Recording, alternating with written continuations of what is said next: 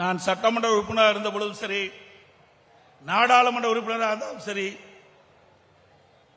அமைச்சராக இருந்த பொழுதும் சரி, முதலமைச்சராக இருந்த பொழுதும் சரி, பல்வேறு நிகழ்ச்சியிலே நான் கலந்து கொண்டிருக்கின்றேன்.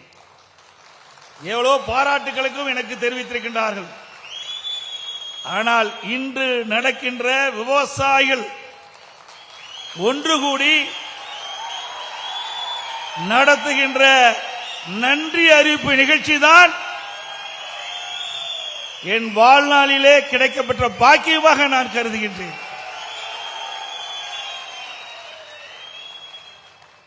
நான் விவசாய குடும்பத்திலே பிறந்து விவசாய பணிகளை மேற்கொண்டவன். ஒரு விவசாயி தமிழகத்தினுடைய முதலமைச்சராக பொறுப்பேற்ற பிறகு இந்த பகுதியில் இருக்கின்ற விவசாய பெருமக்களுடைய நீண்ட நாள் கோரிக்கையை நிறைவேற்றுகின்ற விதமாக வறண்ட 100 ஏரிகளுக்கு நீர் நிரப்புகின்ற திட்டம் கிடைக்குமா கிடைக்காதா? எனக்கு முன்னாலே பேசியவர்கள் தலைவரும் ஒருங்கிணைப்பாளரும் இங்கே குறிப்பிட்டார்கள். எத்தனையோ அரசாங்கம் வந்தது, எல்லா அரசாங்கத்திலும் கோரிக்கை வச்சோம், யாரும் நிறைவேற்றவில்லை. ஆனால் அண்ணன் எடப்பாடியார் வந்த பிறகுதான் நாங்க வைத்த கோரிக்கைக்கு வடிவம் பெற்றது, திட்டம் நிறைவேறியது என்று குறிப்பிட்டார். நான் ஒரு விவசாய இருக்கின்ற காரணத்தினாலே விவசாயி படுகின்ற துன்பங்கள், துயரங்கள், வேதனைகள் அத்தனையும் முழுமையாக அணுவு நீதியாக தெரிந்த காரணத்தினாலே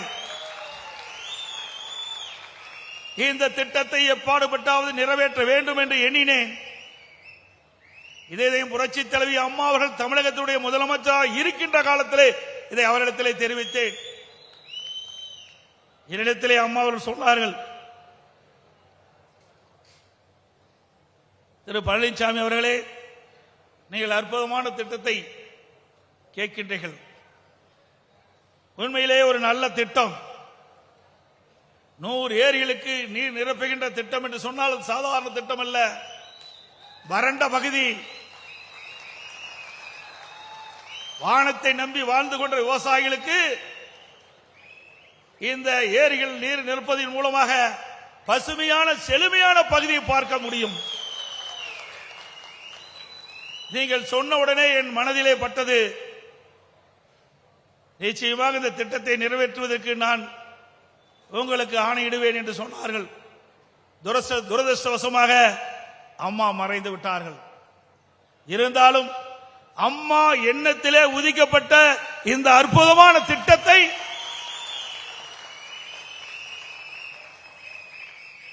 நான் நிறைவேற்ற வேண்டும் என்று எண்ணினேன்.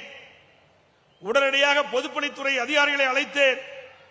வேகமாக துரிதமாக நாம் செயல்பட வேண்டும் என்று சொன்னால் 4 சட்டமன்ற தொகுதிக்கு உட்பட்ட பகுதியிலே 100 ஏரிகள் இருக்கின்றன.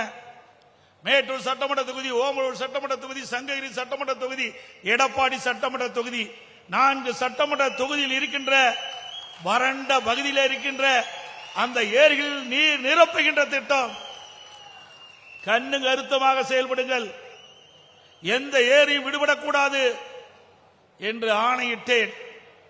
வேகமாக துரிதமாக செயல்படுவதற்கு அனைத்து வசதிகளும் அரசு செய்து கொடுக்கப்படும் என்ற உத்தரவாதத்தை அவர்களுக்கு அளித்தேன். அதன்படி நம்முடைய அதிகாரிகள் வேகமாக துரிதமாக இந்த பணியை மேற்கொண்டார்கள். இது சாதாரண பணி அல்ல. மேட்டூர் அணையிலிருந்து நீர் ஏற்றின் மூலமாக அந்த நீரை எடுத்து இந்த 4 சட்டமன்ற தொகுதியில் இருக்கின்ற 100 ஏரிகளுக்கு நீர் நிரப்பப்பட வேண்டும். அதற்கு நம்முடைய பொறியாளர்கள் இரவென்றும் பகலென்றும் பாராமல், அதுவும் நம்முடைய சொந்த மாவட்டம், ஆகவே அவர்கள் அக்கறையோடு செயல்பட்டார்கள். ஒவ்வொரு மாதமும் நான் அதிகாரிகளை அழைத்து பேசுவேன், எந்த அளவுக்கு இந்த திட்டம் நிறைவேற்றிக் கொண்டிருக்கின்றது. ஒவ்வொரு மாதத்திலும் இந்த 100 ஏரி திட்டத்திற்கு என்ன நடவடிக்கை மேற்கொண்டீர்கள் என்று அவ்வப்போது அதிகாரிகளை அழைத்து அழைத்து பேசி பேசி வேகப்படுத்தி துரிதப்படுத்தி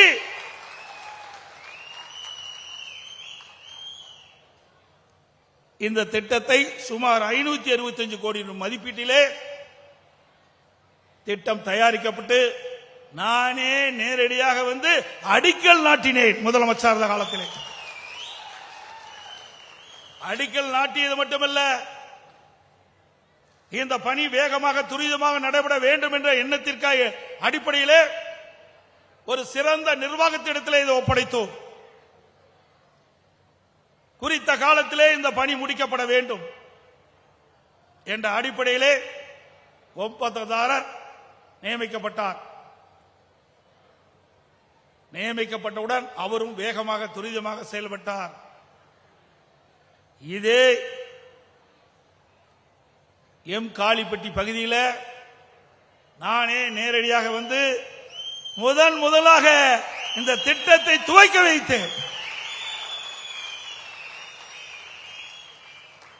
திட்டத்தை கொண்டு வந்ததும் நாம் தான், திட்டத்துக்கு அடிக்கல் நாட்டினும் நாம தான், திட்டத்திற்கு நிதி ஒதுக்கீடு நாம தான். திட்டத்தை முதலாக முதற்கட்ட பணியை முடிக்கப்பட்டு முதலாக திட்டத்தை திறந்து வைத்ததும் அதிமுக அரசாங்கம் தான். யாரோ ஏதோ பேசுவார்கள். பேசுவது எளிது, செய்வது கடினம். இன்னும் சில ஏரிகள் விடுபட்டு விட்டதாக நம்முடைய விவசாய பெருமக்கள் தெரிவித்தார்கள். எங்கெங்கெல்லாம் இந்த 100 ஏரி திட்டத்திற்கு அருகிலே இருக்கின்ற ஏரிகள் விடுபட்டதிலோ அதையெல்லாம் அதிமுக அரசு வந்தவுடன் அந்த ஏரிகளுக்கும் நீர் நிரப்பப்படும்.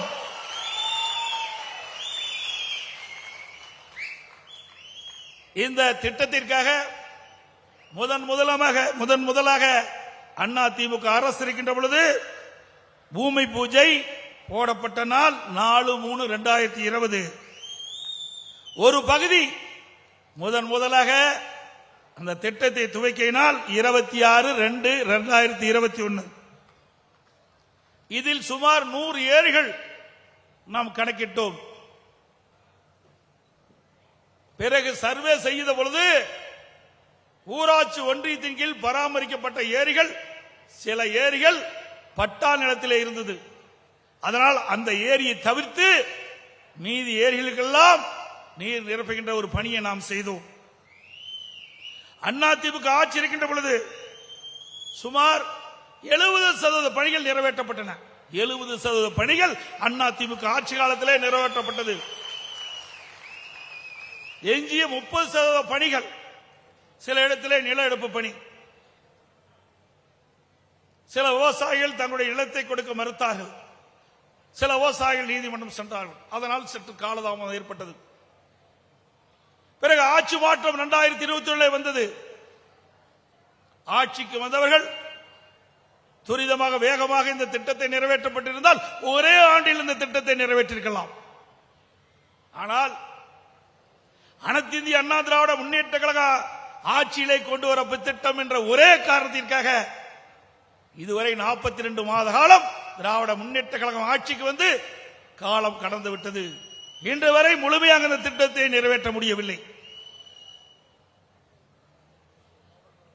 திரு ஸ்டாலின் தலைமையில் இருக்கின்ற திராவிட முன்னேற்ற கழக அரசு பதவி ஏற்று 6 மாத காலத்திற்கு பிறகு நீர்வளத்துறை அமைச்சர் இந்த நீரேற்றும் திட்டத்தை வந்து பார்வையிட்டார்.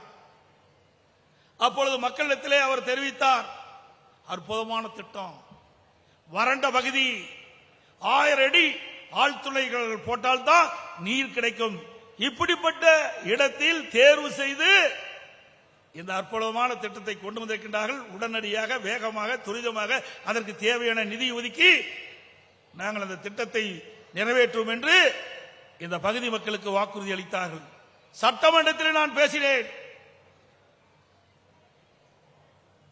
நீர்வளத்துறை அமைச்சர் பதிலளித்தார். அனைத்து இந்திய அண்ணா திராவிட முன்னேற்ற கழக ஆட்சி இருக்கின்ற பொழுது 70% பணிகள் நிறைவேற்றப்பட்டு விட்டன. எஞ்சிய பணிகள் நீங்கள் நிறைவேற்றப்படும் என்று கோரிக்கை வைத்தேன். அவர்களும் விரைவாக செயல்படுவதாக தெரிவித்தார்கள். ஆனால் 42 மாத காலம் கழித்தும் இன்னும் இந்த திட்டத்தை நிறைவேற்றவில்லை. இதில் என்ன காழ்ப்புணர்ச்சி தேவை? இன்றைக்கு எல்லா கட்சியிலும் விவசாயிகள் இருக்கின்றார்கள். மேடையிலே கூட பல்வேறு கட்சியைச் சேர்ந்த விவசாயிகள் இருக்கின்றார்கள், இல்லை என்று நான் மறுக்கவில்லை. இந்த நிகழ்ச்சிக்கு பல்வேறு கட்சியைச் சேர்ந்தவர்கள் வந்திருக்கின்றார்கள். இது ஒரு கட்சியைச் சேர்ந்த விவசாயிகளுக்கு தான் இந்த தண்ணீர் கிடைக்கின்றதா? இல்லை.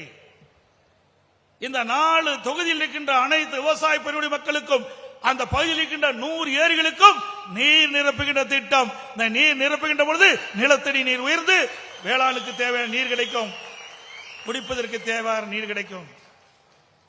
இது அதிமுக கட்சிக்காரனுக்கு மட்டும் இந்த தண்ணி கொண்டு போகல. திமுக கட்சி, காங்கிரஸ் கட்சி, மற்ற கட்சிக்கெல்லாம் இந்த தண்ணீர் கொடுக்கவில்லை என்று இந்த திட்டத்தை நாங்கள் நிறைவேற்றவில்லை. எல்லோருக்கும் பொதுவான திட்டம்.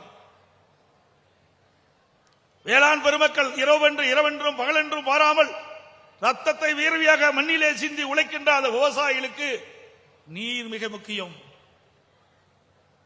உடம்பிலே உயிர் எப்படி இருக்கின்றதோ அதை போல விவசாயிக்கு உயிராயிருப்பது நீர். தண்ணீரிலாம் விவசாயம் செய்ய முடியாது. அப்படி இந்த 4 தொகுதியில் இருக்கின்ற இந்த ஏரிகள் எல்லாம் வறண்ட பகுதி. ஆக வறண்ட பகுதி எல்லாம் இன்றைக்கு மழை பெய்கின்ற பொழுதுதான் விவசாயிகள் மானாவாரி விவசாயம் செய்ய முடியும். அப்படிப்பட்ட பகுதிகளை இன்றைக்கு நாங்கள் அதிமுக அரசு இருக்கின்ற பொழுது அதை தேர்ந்தெடுத்து இந்த பகுதியில் இருக்கிற விவசாயிகள் செழிப்போடு வளமோடு வாழ வேண்டும். இங்க இருக்கின்ற விவசாயிகளுக்கு தேவையான நீர் கொடுக்க வேண்டும், குடிப்பதற்கு தேவையான நீர் கிடைக்க வேண்டும் என்ற அடிப்படையில் தான் இந்த திட்டத்தை நாங்கள் கொண்டு வந்து நிறைவேற்ற பாடுபட்டோம்.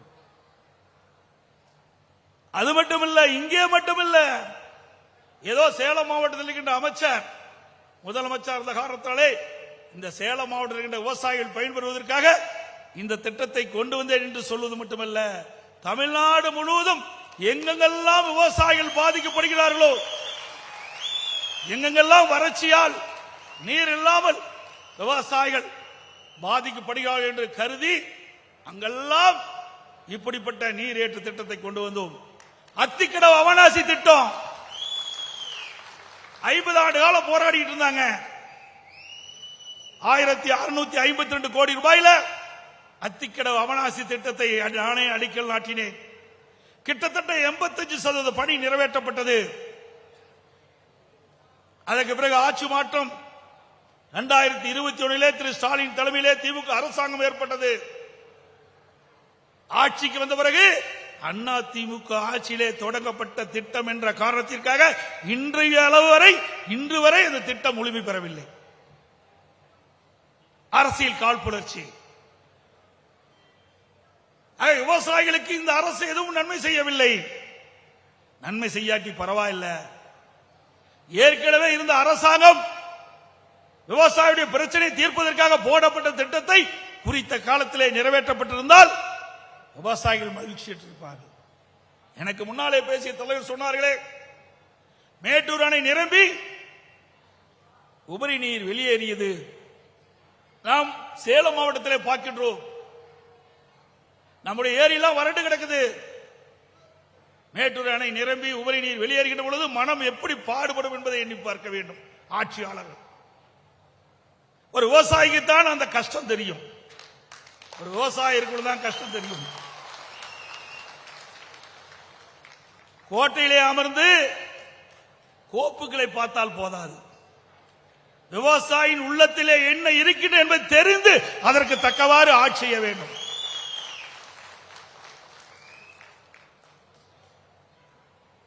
இன்றைக்கு உபரி நீரை அதை முறையாக பயன்படுத்தியிருக்கலாம். இந்த அரசு நினைத்திருந்தால், திராவிட முன்னேற்ற அரசு நினைத்திருந்தால் ஒரே ஆண்டில் இந்த 100 ஏரி நிரப்பும் திட்டத்தை நிறைவேற்றி இன்றைக்கு அனைத்து ஏரிகளிலும் நீர் நிரப்பப்பட்டிருக்கும். இதுவரை சுமார் 46 ஏரிகள் தான் நிரப்பப்பட்டிருக்கின்றன. இன்னும் எஞ்சி 33 ஏரிகள் பாக்கி இருக்கின்றது. இது எப்பொழுது நிறைவேற்றுவார்கள்? சந்தேகம் விவசாயிகளிடத்திலே எவ்வித சந்தேகத்திற்கும் இடமில்லை. மீண்டும் அதிமுக ஆட்சி மலரும், இந்த திட்டம் நிறைவேற்றப்படும். அது மட்டுமல்ல, நம்முடைய மாவட்ட செயலாளர் அறிவிச்ச இளங்கோவன் அவர்களும், இங்கே வந்திருக்கின்ற கெங்கவல்லி சட்டமன்ற உறுப்பினர், ஆத்தூர் சட்டமன்ற உறுப்பினர், ஏற்காடு சட்டமன்ற உறுப்பினர் கோரிக்கை வச்சுக்கிட்டே இருக்கிறாங்க. உங்க பகுதியில் மட்டும் நீரேற்றின் மூலமாக அந்த ஏரிகளை நிரப்புகிறீர்களே, எங்கள் பகுதியில் இருக்கின்ற விவசாயிகளும் கேட்கின்றார்கள், அங்கேயும் அங்கு இருக்கின்ற ஏரிகளை நிரப்ப வேண்டும் என்று கேட்டார்கள். அதற்கும் விடிவு காலம் பிறக்கும் அதிமுக ஆட்சியில்.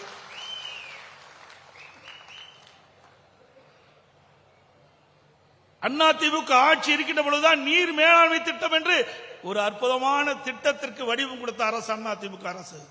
ஓய்வு பெற்ற தலைமை பொறியாளர்கள், கண்காணிப்பு பொறியாளரை நியமித்து எங்கெங்கெல்லாம் மழை காலத்தில் பெய்கின்ற நீர் உபரியாக வெளியேறி கடலில் கலக்கின்றது அதையெல்லாம் கணக்கிட்டு அங்காங்கே தடுப்பணை கட்ட வேண்டும் என்று உத்தரவு பிறப்பித்தோம்.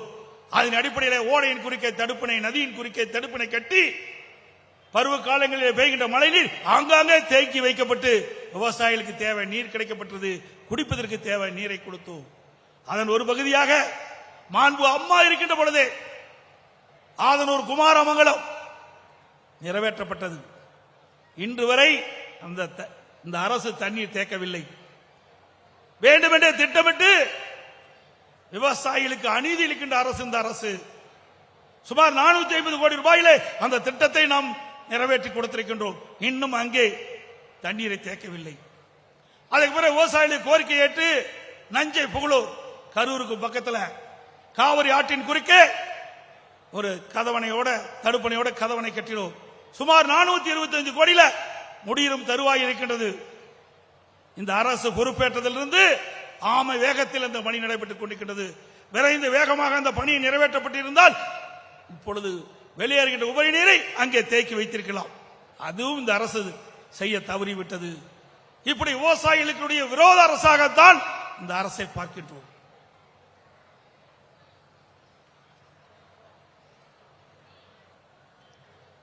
அது மட்டுமல்ல, 50 ஆண்டு காலம் காவிரி நதிநீர் பிரச்சனை தீர்க்கப்படல. புரட்சி தலைவர் காலத்திலிருந்து அம்மா காலத்து வரைக்கும் சட்ட போராட்டம் நடத்தினாங்க. நான் அம்மாவுக்கு பிறகு அம்மாவுடைய அரசு தொடர்ந்து உச்சநீதிமன்றத்திலே சட்ட போராட்டம் நடத்தி நீண்ட காலமாக விவசாயிகள் எதிர்பார்த்த தீர்ப்பை அதிமுக அரசு உச்சநீதிமன்றத்தின் மூலமாக பெற்று தந்தது. விவசாயிகள் வயிற்றிலே பால் வார்த்தோம். ஒவ்வொரு ஆண்டும் குறிப்பிட்ட டிஎம்ஸ் தண்ணீர் நம்முடைய மேட்டூர் அணைக்கு கர்நாடக அரசு கர்நாடக அணையிலிருந்து வழங்க வேண்டும் என்ற அற்புதமான தீர்ப்பை பெற்று தந்த அரசாங்கம் அதிமுக அரசாங்கம். திரு ஸ்டாலின் அவர்களே, அதோட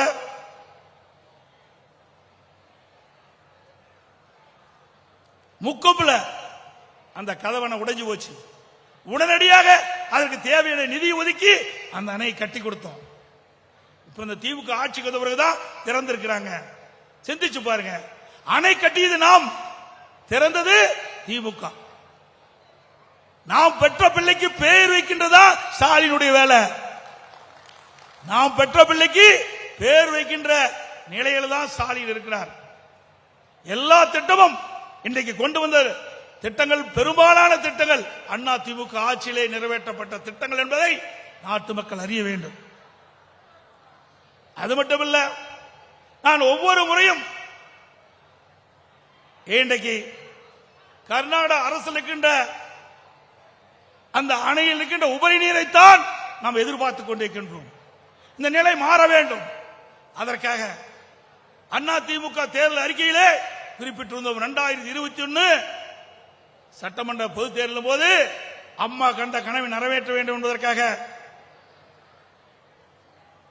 கோதாவரி காவிரி இணைப்பு திட்டம் நிறைவேற்றப்படும் என்று நாங்கள் அறிவிப்பு கொடுத்தோம். நான் முதலமைச்சர் காலத்தில் அம்மாவுடைய அரசு சார்பாக மாண்புமிகு பாரத பிரதமர்களை சந்திக்கின்ற பொழுது கோதாவரி காவிரி இணைப்பு திட்டத்தை நிறைவேற்றுங்கள். ஒவ்வொரு ஆண்டும் நாங்கள் கர்நாடகத்தை எதிர்நோக்கி காத்துக் கொண்டிருக்கின்றோம். அங்கே கர்நாடகத்தில் இருக்கின்ற அணைகள் நிரம்பிய பிறகுதான் உபரி நீராக எங்களுக்கு வழங்கிக் கொண்டிருக்கின்றார்கள். அதனால் எங்கள் விவசாயிகள் குறிப்பிட்ட நேரத்திலே சாகுபடி பயிர்கள் சாகுபடி செய்ய முடியாத ஒரு அவலநிலை இருந்து கொண்டிருக்கின்றது. ஆகவே எங்களுக்கு கோதாவரி காவிரி இணைப்பு திட்டத்தை நிறைவேற்றி டெல்டா மாவட்டத்தில் இருக்கின்ற விவசாய பெருடி மக்களுக்கு குறிப்பிட்ட காலத்திலே வேளாண் பணியை மேற்கொள்ள வேண்டும் என்ற ஒரு அற்புதமான திட்டத்தை நீங்கள் உருவாக்கி தர வேண்டும் என்று கேட்டவுடனே பாரத பிரதமர்களும் இசைவு தந்தார்கள். நிச்சயமாக இந்த திட்டத்திற்கு மத்திய அரசு உதவும் என்று சொன்னார்கள்.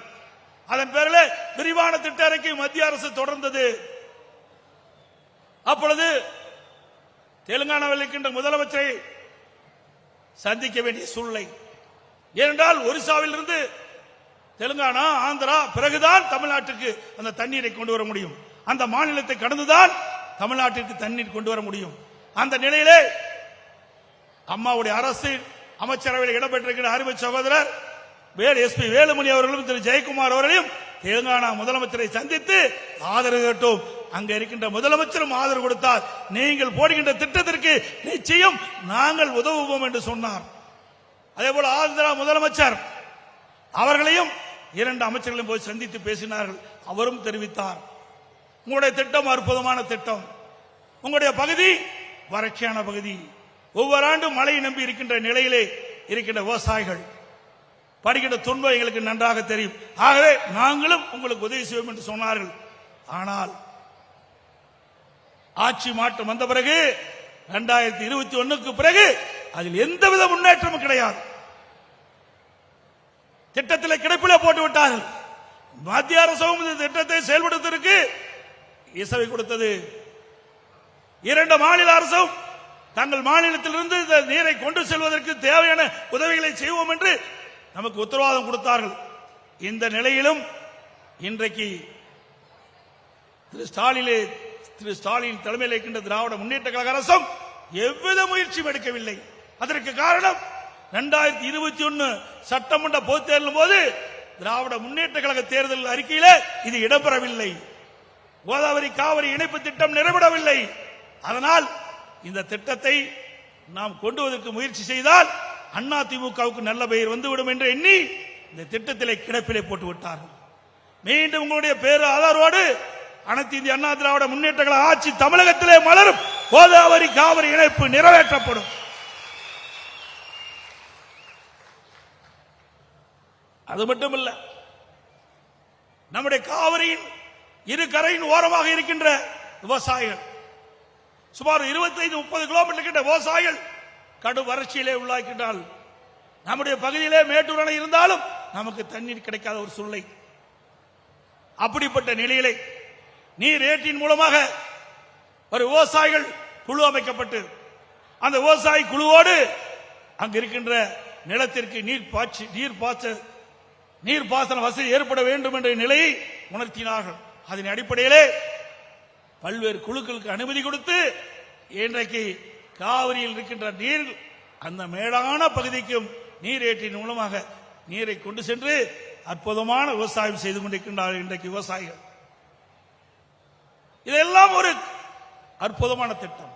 எல்லாவற்றுக்கும் மேலாக எனக்கு முன்னாலே பேசியவர் கூட குறிப்பிட்டார், குடிமராமத்து திட்டம்.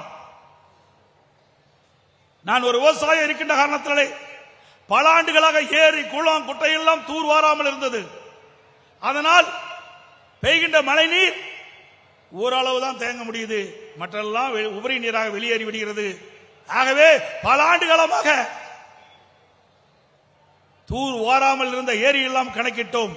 பொதுப்பணித்துறையின் சார்பாக 14,000 ஏரிகள் தமிழகத்திலே இருக்கின்றன. உள்ளாட்சி துறையின் மூலமாக 26,000 ஏரி குளம் குட்ட ஊராட்சி ஒன்றியத்தின் கீழ் வருகிறது. இத்தனை ஏரிகளும் தூர்வார வேண்டும் என்று கணக்கிடப்பட்டு குடிமராமத்து திட்டம் என்ற அற்புதமான திட்டத்தை கொண்டு வந்து முதல் கட்டமாக அண்ணா திமுக ஆட்சி இருக்கின்ற வரைக்கும் சுமார் 6,211 ஏரிகள் இந்த திட்டத்தின் வாயிலாக எடுத்துக் கொள்ளப்பட்டு முழுக்க முழுக்க விவசாய பங்களிப்போடு குடிமராமத்து திட்டத்தை நிறைவேற்றினோம்.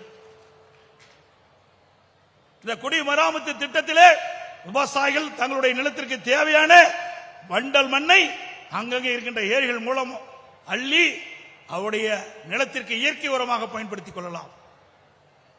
விலையில்லாமல் அந்த வண்டல் மண்ணை கொடுத்தோம். இதனால் விவசாயிகள் பயனடைந்தார்கள். ஒருபுறம் இந்த குடிமராமத்து திட்டத்தின் மூலமாக ஏரி ஆழமாகின்றது, மறுபுறம் விவசாயியுடைய நிலம் பக்குவப்படுகிறது. ஆகவே இந்த ஏரி வண்டல் மண்ணை விவசாயியுடைய நிலத்திற்கு பயன்படுத்துகின்ற பொழுது நல்ல விளைச்சலை விவசாயிகள் பெற்றார்கள். இன்றைக்கு எனக்கு முன்னாலே பேசியில் குறிப்பிட்டதை போல மேட்டூர் அணை கட்டி நான் இருக்கின்ற போது 84 ஆண்டு காலம் இருந்தது. 84 ஆண்டு காலமாக தூர்வாரவில்லை. இங்க இருக்கின்ற விவசாய பெருடி மக்கள் சட்டமன்ற உறுப்பினர்கள் கோரிக்கை வச்சாங்க, மேட்டூர் அணையிலிருந்து வண்டல் மண்ணை அள்ளிக்கொள்வதற்கு நீங்கள் அனுமதி கொடுக்க வேண்டும் என்று. அவருடைய கோரிக்கை ஏற்று அனுமதி கொடுத்தோம். நாள் ஒன்றுக்கு சுமார் 3000 லாரிகள் மூலமாக மேட்டூர் அணையிலிருந்து வண்டல் மண் அள்ளி சென்றார்கள், இலவசமாக அள்ளி சென்றார்கள். ஒரு 5 நாட்களுக்கு முன்பு பத்திரிகையில் பார்த்தேன், இந்த மேட்டூர் அணை இன்னும் தமிழகத்தில் பல அணைகள் இருக்கின்ற வண்டல் மண்ணை அள்ளுவதற்கு டெண்டர் விடுறாங்க. டெண்டர் விட்டா டெண்டர் எடுத்தவங்க இந்த வண்டல் மண் விவசாயம் அள்ளிக்கிட்ட பொழுது அவரிடத்திலே பணம் வசூல் செய்வாங்கல்ல. இவெல்லாம் விவசாயிக்கு நன்மை செய்கின்ற அரசாங்கமா? சிந்திச்சு பாருங்க. 4 நாளுக்கு முன்பு மொத்தமா தமிழ்நாட்டில் இருக்கின்ற பல்வேறு அணைகளில் இருந்து சுமார் 900 கோடி அரசுக்கு வருமானம் வரும் என்று செய்தித்தாளை பார்த்தோம். விவசாயிகளை பற்றி கவலைப்படல, அரசாங்கத்துக்கு என்ன வருமானம் வரும் என்றுதான் இந்த அரசாங்கம் எதிர்பார்க்கின்றது. அரசாங்கத்துக்கு வருமானம் வருதோ இல்லையோ, இவருடைய கஜானாவுக்கு வருமானம் வரும். டெண்டர் விட்டா தானே கமிஷன் கிடைக்கும். நாங்கள் அப்படி பார்க்கவில்லை. சுமார் குடிமராமத்து திட்டத்திற்காக 1417 கோடி நிதி ஒதுக்கீடு செய்து முழுக்க விவசாய பங்களிப்போடு இந்த குடிமராமத்து திட்டத்தை நிறைவேற்றப்பட்ட அரசாங்கம் அதிமுக அரசாங்கம். ஒரு விவசாயி முதலமைச்சர் இருந்த காரணத்தினாலே இப்படி பார்த்து எதெல்லாம் விவசாயிக்கு நன்மை கிடைக்கும், எந்தெந்த வகையிலே விவசாயிக்கு நன்மை செய்ய முடியும், அதையெல்லாம் பார்த்து செயல்படுத்தி கொடுத்த ஒரே அரசாங்கம் அம்மாவுடைய அரசாங்கம்.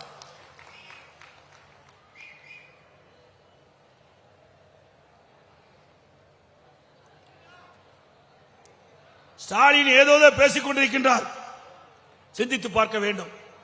டெல்டா மாவட்டம் பொன் விளைகின்ற பூமி, நமக்கு ஜீவநதி காவிரி நதிநீர். இந்த காவிரி நதிநீர் மூலமாகத்தான் டெல்டா மாவட்டத்தில் இருக்கின்ற விவசாயிகள் அதிகமான நெல்லை விளைவித்து நம்முடைய தமிழ்நாட்டில் இருக்கின்ற மக்களுக்கும் மற்ற வெளி மாநிலத்தில் இருக்கின்ற மக்களுக்கும் அந்த நெல்லை விநியோகம் செய்கின்றார்கள். அங்கு அந்த டெல்டா மாவட்டம் பாலைவனமாகின்ற ஒரு சூழ்நிலை ஏற்பட்டு விட்டது திமுக ஆட்சியிலே. திரு ஸ்டாலின் அவர்கள் முதலமைச்சர் இருந்த காலகட்டத்தில் ஹைட்ரோ கார்பன் மீத்தேன் அந்த திட்டத்திற்கு புரிந்துணர்வு ஒப்பந்தம் போட்டவர் திரு ஸ்டாலின். நான் முதலமைச்சர் இருந்த காலகட்டத்தில் பல்வேறு விவசாய அமைப்புகள் போராட்டம் நடத்தினாங்க.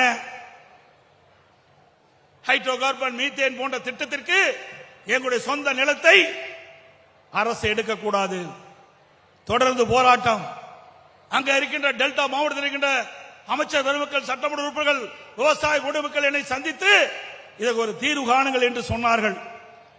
நான் ஒரு விவசாயி இருந்த காரணத்தினாலே, அந்த விவசாயிகள் படுகின்ற துன்பத்தை நான் உணர்ந்த காரணத்தினாலே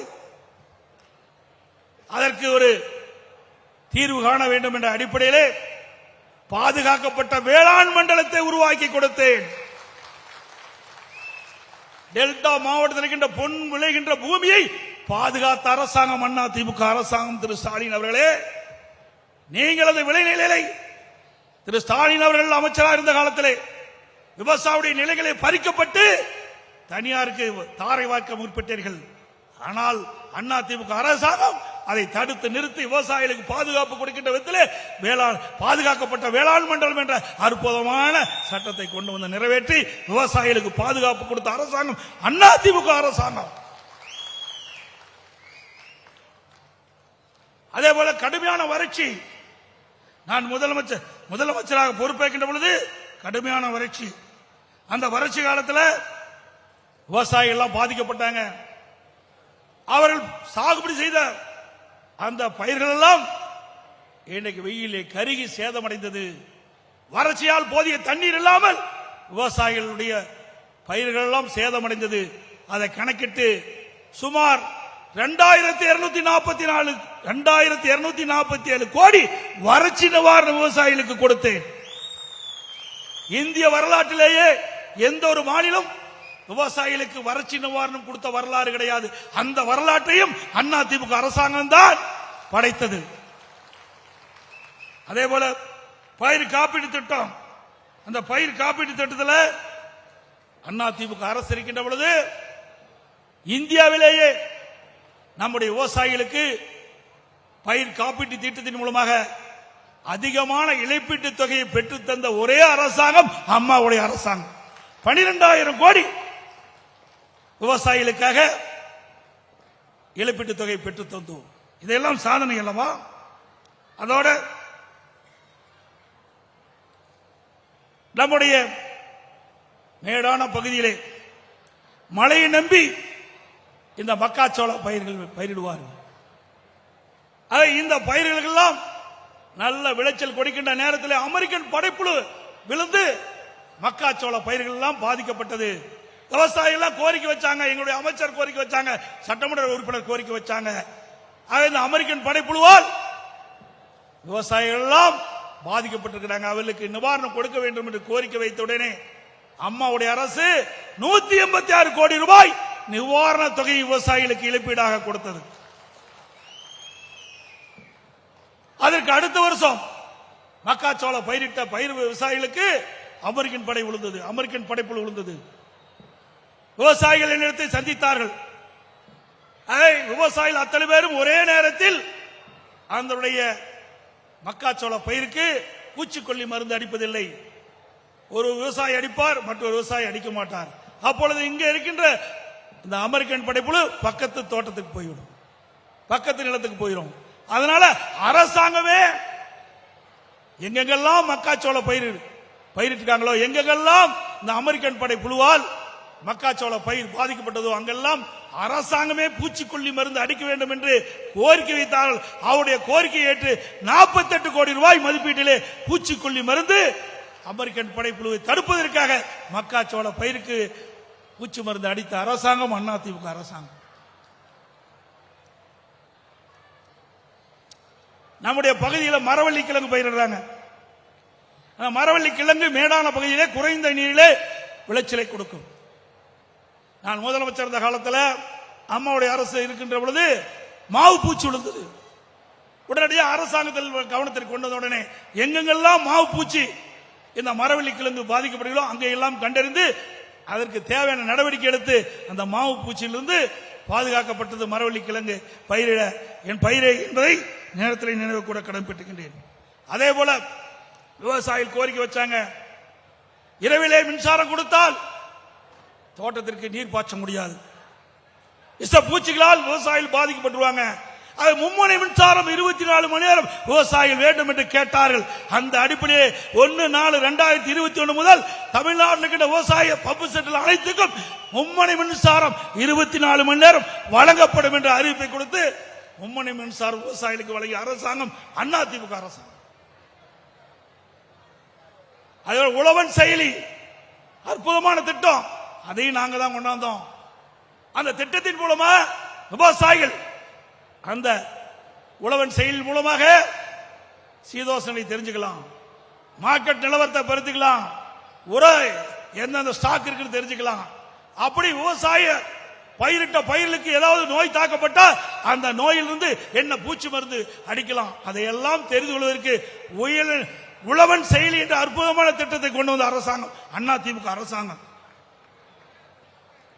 அதோட விவசாயிகள் தொடக்க வேளாண் வங்கியிலே வாங்கிய பயிர்க்கடன் 2014 2021 2 முறை பயிர்க்கடன் தள்ளுபடி செய்த ஒரே அரசாங்கம் அதிமுக அரசாங்கம். 2016 அம்மா இருக்கின்ற பொழுது விவசாயிகள் தொடக்க வேளாண் வாங்கிய பயிர்க்கடன் தள்ளுபடி. நான் முதலமைச்சர் இருந்த காலத்தில் அம்மாவுடைய அரசு கொரோனா தொற்று விவசாயிகள் பாதிக்கப்பட்டாங்க, விவசாயிகள் கோரிக்கை வச்சாங்க, கடுமையாக நாங்கள் பாதிக்கப்பட்டு விட்டோம். ஆகவே தொடக்க வேளாண் வங்கியிலே வாங்கிய பயிர்க்கடன் தள்ளுபடி செய்ய வேண்டும் என்று கோரிக்கை வைத்தார்கள். அந்த கோரிக்கையை ஏற்று 12,110 கோடி ரூபாய் கடன் தள்ளுபடி செய்த அரசாங்கம் அதிமுக அரசாங்கம்.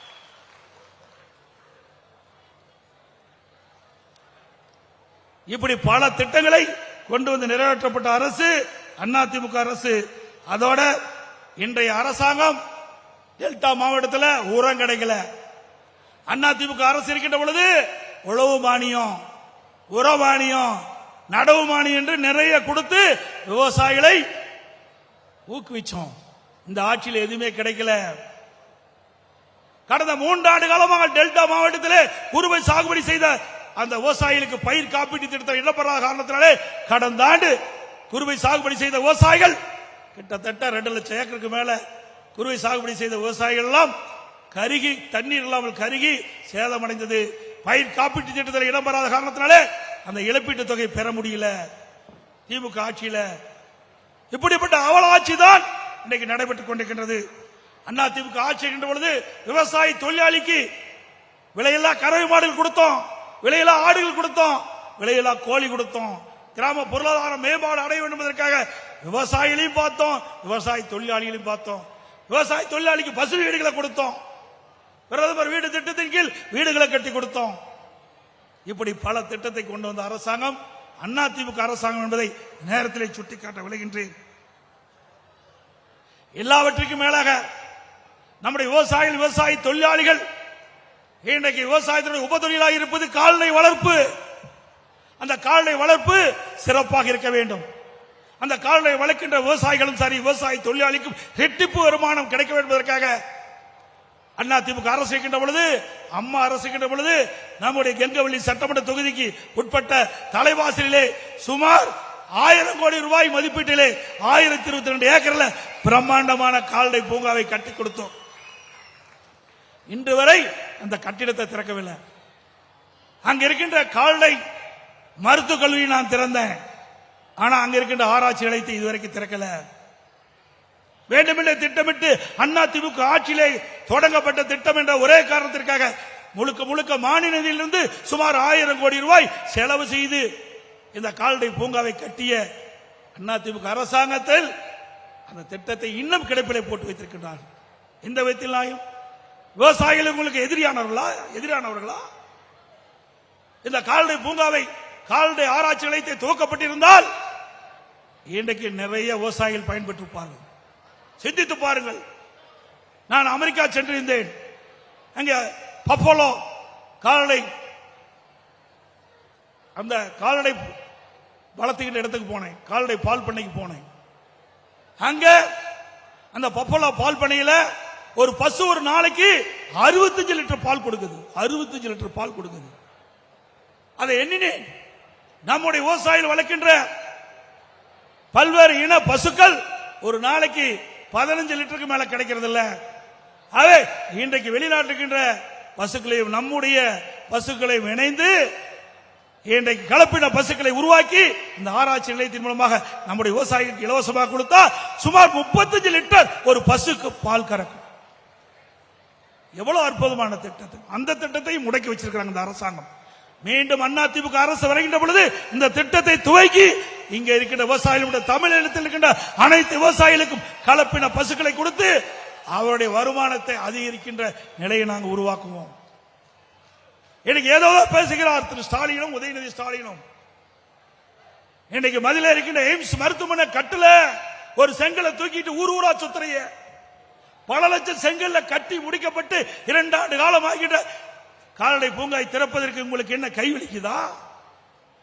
எவ்வளவு நேரம் ஆகும்? காணொலி காட்சி மூலமா ஒரு 10 நிமிஷத்துல திறத்தரலாம். திறக்கிறதுக்கு மனம் இல்லை. திரு ஸ்டாலின் அவர்களே, வருகின்ற தேர்தலிலே உங்களுக்கு தகுந்த பதிலடி இந்த மக்கள் கொடுப்பார்கள்.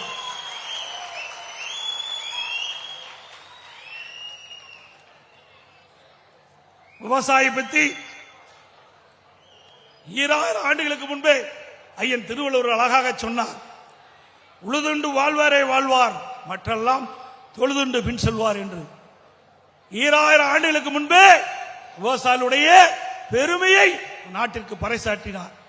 அதனுடைய பொருள், உழவு தொழில் செய்து வாழ்பவரே உரிமையோடு உலகில் வாழ்வதற்கு தகுதியுடையவர், மற்றவரெல்லாம் பிறரை தொழுது அவரை பின் சென்று வாழக்கூடியவராக இருப்பார் என்று நம்முடைய விவசாயியுடைய பெருமையை குரல் வடிவிலே நமக்கு பெருமை சேர்த்தவர் 2000 ஆண்டுக்கு முன்பே ஐயன் திருவள்ளுவர். அப்படிப்பட்ட மகான்கள் விவசாயிகளை பற்றி தெரிந்திருக்கின்றார். ஆனால் இங்கே இருக்கின்ற முதலமைச்சர் விவசாயிகளுடைய பிரச்சனையை தெரியாத முதலமைச்சர் இன்னைக்கு நாட்டை ஆண்டு கொண்டிருக்கின்றார். திரு ஸ்டாலின் அவர் எதிர்க்கட்சி தலைவராக இருக்கின்ற பொழுது நமக்கு நாமே திட்டம் என்ற ஒரு திட்டத்தை கொண்டு வந்தார். அந்த திட்டத்தில் ஊரூரா போனார். அப்போ நம்முடைய சேலம் மாவட்டத்துக்கு வந்தார். சேலம் மாவட்டத்திற்கு தலைவாசலுக்கு வந்தார். தலைவாச கரும்பு தோட்டத்தை பார்வையிட போனார்.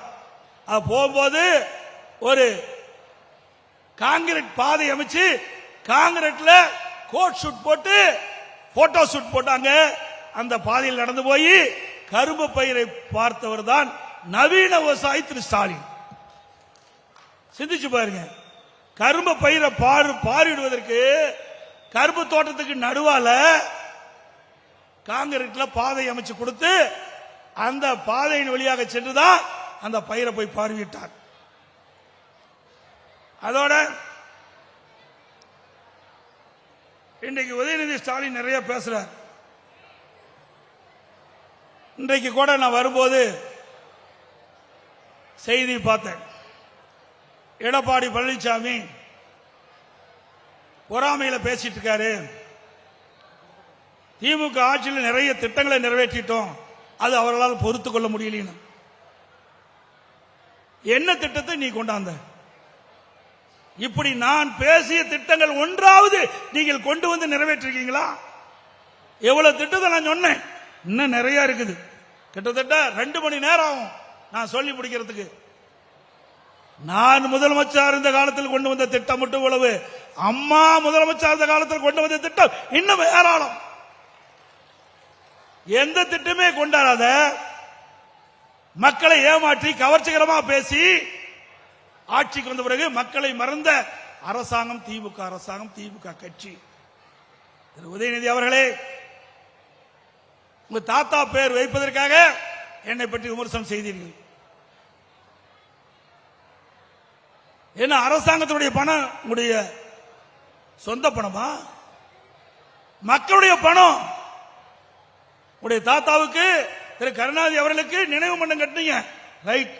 ஒரு முதலமைச்சர் இருந்தாரு, ஒரு கட்சியுடைய தலைவராக இருந்தாரு, கட்டு ரைட். அவருக்கு 82 கோடி ரூபாயில நடுக்கடல்ல கொண்டு பேனா வைக்கிறீங்க. எழுதாத பேனா எங்க வச்சா என்ன? அதற்கு 82 கோடி தேவையா? அரசாங்கத்துடைய பணம் எப்படி வீணடிக்கிறார் என்பதை எண்ணி பார்க்க வேண்டும். இதைத்தான் நான் கண்டிக்கிறோம். ஏன் உங்களுக்கு பேனா வைக்க வேண்டும் என்றது உங்களுக்கு எண்ணம் இருந்தா திரு கருணாநிதி அடக்கம் செய்த நினைவு மண்டபத்திற்கு பகுதியிலே பக்கத்திலேயே ஒரு 2 கோடியில் ஒரு பேனா வச்சுட்டு போங்களே. ஏன் 82 கோடி ரூபாயில விவசாயிகள் இருந்தது பொதுமக்களிடத்திலிருந்து வசூலித்த வரி பணத்தின் மூலமாக 82 கோடி செலவழிக்கிறீங்க வீணா?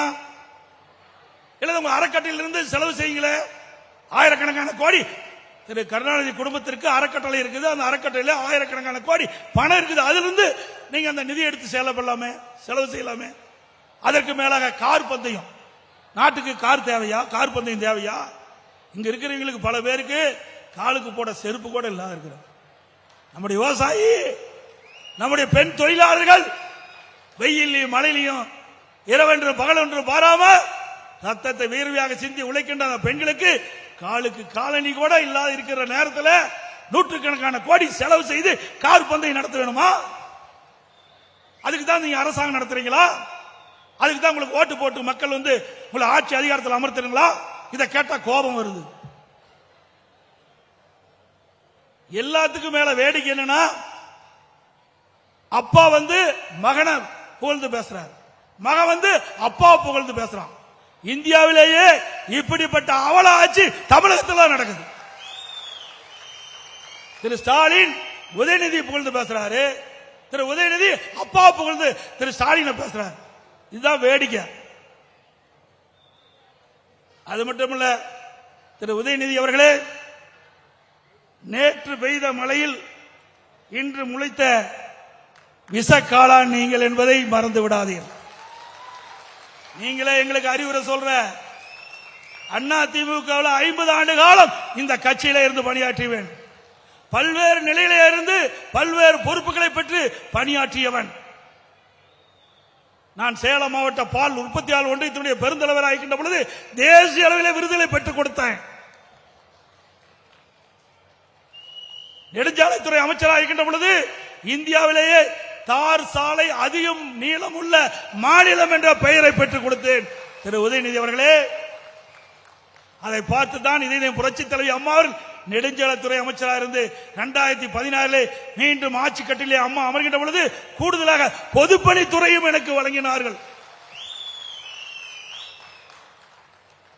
நான் உங்கள் வழியிலே நான் வரவில்லை.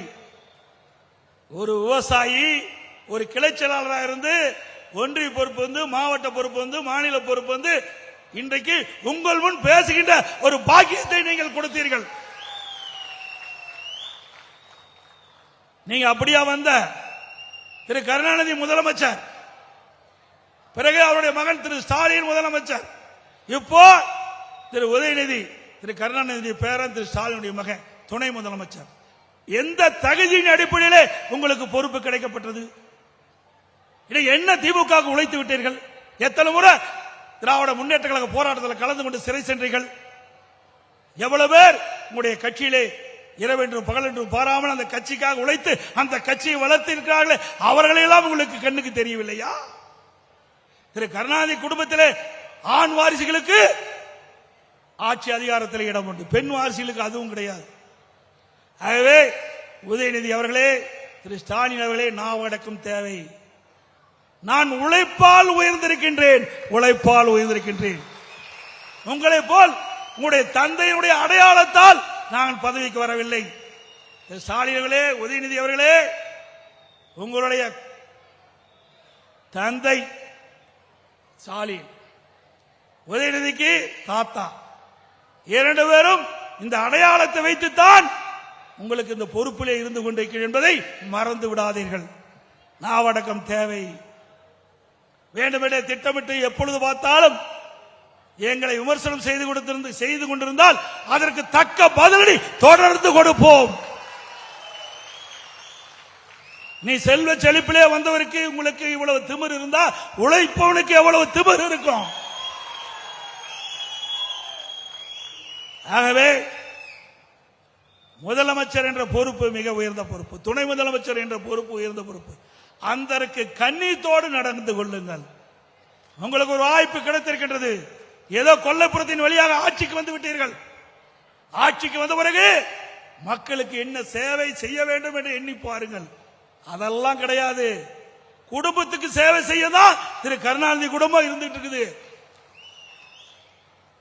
திராவிட முன்னேற்ற கழகத்தில் இருக்கின்ற நிதியமைச்சராக இருந்த பள்ளிவேல் தியாகராஜன் அவர்கள் ஒரு ஆடியோவில் குறிப்பிட்டார், திரு உதயநிதி அவர்களும் திரு சபரீசன் அவர்களும் 30,000 கோடி பணத்தை வைத்துக் கொண்டு என்ன செய்வது என்று தடுமாறிக் கொண்டிருக்கிறார் என்று அந்த ஆடியோ செய்தி. அந்த பணத்தை காப்பாற்றுவதற்கு தான் இன்றைக்கு பாரதிய ஜனதா கட்சியோடு கைகோர்த்துக் கொண்டிருக்கின்றீர்கள். கூட்டணியிலே இருப்பது காங்கிரஸ் கட்சி, கூட்டணியிலே திமுக இருப்பது காங்கிரஸ் கட்சியோடு. அண்மையிலே கருணாநிதியுடைய 100ஆண்டு விழா நாணய வெளியீட்டு விழா, யாரை கூட்டிட்டு வரீங்க? பாரதிய ஜனதா கட்சி சேர்ந்த அங்க இருக்கின்ற மத்திய அமைச்சர் கூட்டிட்டு வந்து நாணயத்தை வெளியிடுறீங்க. இரட்டை வேடம் போடுகின்ற ஒரே கட்சி திமுக கட்சி தான். ஏன்னா அந்த பணத்தை பாதுகாக்க வேண்டுமல்ல. இன்னொன்னு சொல்றார் திரு உதயநிதி இன்னைக்கு பேசும்போது, ரெய்டை கண்டு எடப்பாடி பழனிசாமி பயந்துட்டாரு. ரெய்டை கண்டு நான் பயந்துகிட்டேன். நல்லா சிந்திச்சு பாருங்க. அண்மையிலே ஒரு ரெய்டு நடந்தது. தவறுதலா பத்திரிகையில போட்டிருந்தாங்க. உடனடியா நம்முடைய மாவட்ட இளங்கோவன் அவர்கள் அந்த பத்திரிகை மீது வழக்கு போட்டுகிறோம். அந்த தவறான செய்தி வச்சுக்கிட்டு நீங்க பேச வேண்டாம். அது மட்டும் இல்லாம என் மீது உங்களுடைய கட்சியை சேர்ந்த ஒரு பொறுப்பாளர் நீதிமன்றத்திலே வழக்கு தொடர்ந்தார். உச்சநீதிமன்றம் வரை சென்றது. உச்சநீதிமன்றத்தில் உயர்நீதிமன்றம் மீண்டும் விசாரிக்க வேண்டும் என்று வந்த பொழுது உங்கள் சார்பாக என் மீது வழக்கு போட்ட அந்த நபரே வழக்க திரும்ப பெறன்னு சொன்னார். நான் இல்ல, வழக்க நடத்துறேன்னு சொன்னேன். வழக்க நடத்துறேன்னு சொன்னேன். இந்திய வரலாற்றிலேயே ஒரு வழக்க, எதிர்க்கட்சி போட்ட வழக்க நடத்துவேன் என்று சொன்ன நபர் நான் ஒருவன் தான். ஆகவே உங்களை போல வேடி நாள்ல மடியிலே கனமில்ல, வழியில பயம் இல்ல. ஸ்டாலின் அவர்களே, நீதியரசர் சொன்னார், ஏன் வழக்கு போட்டவங்களே வாபஸ் வராங்களே, ஏன் நீங்க வாபஸ் வாங்க மாட்டீங்கன்னு கேட்டார். ஏன் நீங்க நடத்துறீங்கன்னு கேட்டார். நான் சொன்னேன், இதுவரைக்கும் பேசின பேச்செல்லாம் மக்கள் கேட்டாங்க. எடப்பாடி பழனிசாமி நெடுஞ்சாலை துறையில ஒரு குறிப்பிட்ட தொகையை ஊழல் செய்திருக்கான்னு சொன்னாங்களே, அதெல்லாம் மறைஞ்சு போயிருமா? ஆகவே நீதிமன்றத்தின் முன்பாக நான் நிரபராதி என்று தீர்ப்பை வழங்குவதற்கு நான் கேஸை நடத்துறேன் சொன்னேன். அதே போல கேஸ் நடத்தல, நிரபராதி என்று வெளியிலே வந்தேன். இதே ஸ்டாலின் மீது அதிமுக அரசு இருக்கின்ற பொழுது புதிய தலைமைச் செயலக கட்டிடம் கட்டப்பட்டது. அதில் 230 கோடி ரூபாய்க்கு டெண்டர் விட்டாங்க. ஆனா ஒப்பந்ததாரருக்கு கொடுக்கப்பட்ட நிதி சுமார் 410 கோடி. சுமார் 410 கோடி. புதிய தலைமைச் செயலகம் கட்டியதே ஊழல் இருக்கு என்று வழக்கு தொடர்ந்தோம். இந்த ஆட்சிக்கு வந்த பிறகு அந்த வழக்கை வாபஸ் பெற்றவர் இன்றைய முதலமைச்சர் ஸ்டாலின் அவர்கள். உங்களை போல பேடி அல்ல, துணியோடு எதிர்கொள்ளக்கூடிய சக்தி அதிமுக காரனுக்கு இருக்குது. திரு ஸ்டாலின் அவர்களே, இன்றைக்கு எல்லா துறையிலும் ஊழல் நடந்து கொண்டிருக்கிறது. ஊழல் நடக்காத துறையே இல்லை. எல்லா துறையிலும் ஊழல் நடக்குது. லஞ்சம் இல்லாத துறையே கிடையாது. ஊழல் மலிந்த அரசாங்கமாக இன்றைக்கு திமுக அரசு திகழ்ந்து கொண்டிருக்கிறது. அதிமுக ஆட்சி மலர்கின்ற பொழுது இதற்கெல்லாம் திரு ஸ்டாலின் பதில் சொல்லியே ஆக வேண்டும் என்பதை தெரிவித்துக் கொள்கிறார். இன்னொன்னையும் உதயநிதி அவர்கள் சொன்னார், எடப்பாடி பழனிசாமி பாரதிய ஜனதாவோட கூட்டணி வைக்க முயற்சிக்கிறான். நான் ஒன்னும் வைக்க முயற்சிக்கல, நீங்க முயற்சி செஞ்சுக்கிட்டு இருக்கிறீங்க. இதே திரு ஸ்டாலின் அவர்கள் எதிர்கட்சி தலைவராக இருக்கின்ற பொழுது, திரு மோடி அவர்கள் பிரதமராக இருந்து தமிழ்நாட்டுக்கு வருகின்ற பொழுது கோ பேக் மோடி என்று கருப்பு பலூன் விட்டவங்க திமுக காரன். திரு மோடி அவர்கள் மீண்டும் பிரதமராகி திரு ஸ்டாலின் முதலமைச்சரான பொழுது வெள்ளை கொடி பிடித்து வெல்கம் மோடி என்று வரவேற்று வரும் இதே ஸ்டாலின் தான். இரட்டை வேடம் போடுகின்ற தலைவர் திமுக தலைவர் ஸ்டாலின். நாங்க அப்படி அல்ல. ஒரு பக்கம் கூட்டணி வச்சுக்கிட்டு இன்னொரு பக்கம் அவரை அழைச்சு பேசுற கட்சி அதிமுக கட்சி அல்ல. எதுவும் தீர்க்கதரிசி முடிவு எடுப்போம்.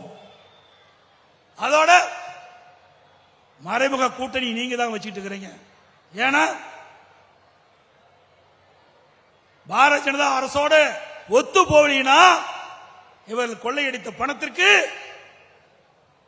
வழக்கு போட்டுருவாங்க. ரெய்டு எங்களுக்கு வராது, உங்களுக்கு தான் வரும். ஏன்னா ஏற்கனவே 2011 காங்கிரஸோட கூட்டணி இருக்கின்ற பொழுது இவர் கூட்டணியில அங்க வைக்க மறுக்கின்ற பொழுது காங்கிரஸ் கேட்ட சீட்டை கொடுக்காத காரணத்தினால அங்க மாடியில காங்கிரஸ் அரசாங்கம் இருக்கும்போது மாடியில ரெய்டு நடக்குது. கீழே திமுக கூட்டணி பேச்சுவார்த்தை, காங்கிரஸ் திமுகவும் கீழே கூட்டணி பேச்சுவார்த்தை. அதே நேரத்தில் மேல மாடியில திமுகவுக்கு ரெய்டு நடக்குது. அப்ப ரெய்டு கண்டு பயந்துதான் நீங்க காங்கிரசுக்கு கூட்டணி வச்சு 63 சீட்டு கொடுத்த வரலாறு தமிழ்நாட்டு மக்களுக்கு தெரியும். திரு ஸ்டாலின் அவர்களே, அண்ணா திமுக அப்படி அல்ல.